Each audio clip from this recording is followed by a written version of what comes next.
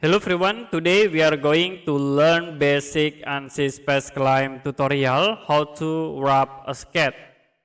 You can create new design and use the circle tools to create circle. After it, convert into 3D by using the pull tools, and I will move to the top here.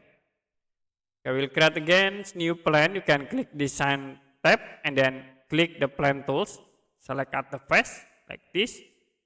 And I will use the move tools to move this plane object in blue axis. After it, we can go to sketch mode, use the plane view, and for the example sketch, I will use the line tools. I will create in it for the example sketch.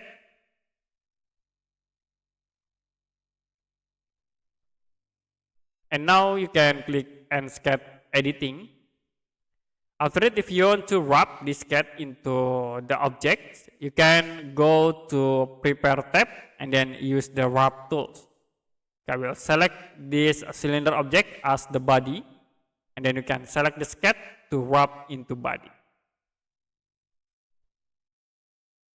And that's it for a basic Ansys Spaceclaim tutorial, how to wrap a sketch. If you have any question about tutorial, you can comment below this video.